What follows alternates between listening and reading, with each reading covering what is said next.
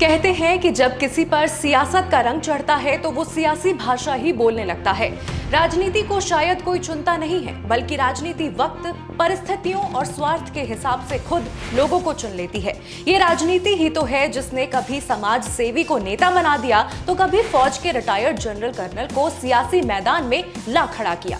अब की बार इस सियासत ने एक ऐसी शख्सियत को राजनीति में लाने का काम किया जिसके साथ शायद उम्र के हर पड़ाव में राजनीति ही हुई है। हम बात कर रहे हैं पहलवानी में 24 साल से अपना दमखम दिखाने वाली विनेश फोगाट की। तारीख 6 सितंबर 2024। राजधानी दिल्ली में मुलाकातों का सिलसिला थमा और खबर आई कि रेसलर विनेश फोगाट और बजरंग पूनिया ने कांग्रेस का दामन थाम लिया है। इसके तुरंत बाद अटकलें तेज हो गईं कि विनेश और बजरंग आगामी विधानसभा चुनाव में कांग्रेस के टिकट पर चुनाव भी लड़ सकते हैं। लेकिन 6 तारीख की रात ही कांग्रेस ने अपनी पहली 31 उम्मीदवारों की सूची जारी कर दी और विनेश को जुलाना से टिकट देने का ऐलान कर दिया।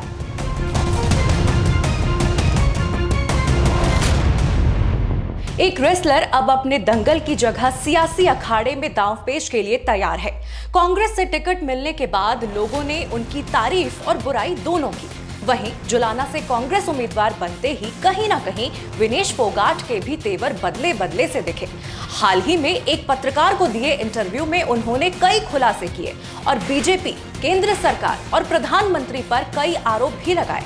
उनका कहना है कि पिछले 10 सालों से खेल के लिहाज से प्रदेश में हालात बुरे हैं। विनेश ने इंटरव्यू में बीजेपी के पूर्व सांसद व भारतीय कुश्ती संघ के पूर्व अध्यक्ष रहे बृजभूषण शरण सिंह को लेकर भी खूब खरी खोटी कही। उन्होंने कहा कि बृजभूषण के खिलाफ हमारी लड़ाई जारी है और हमें कोर्ट से जरूर इंसाफ मिलेगा। साथ ही विनेश ने पीएम को लेकर कहा कि वो बृजभूषण से डर रहे हैं, पता नहीं क्यों, अंदर क्या है हमें नहीं पता।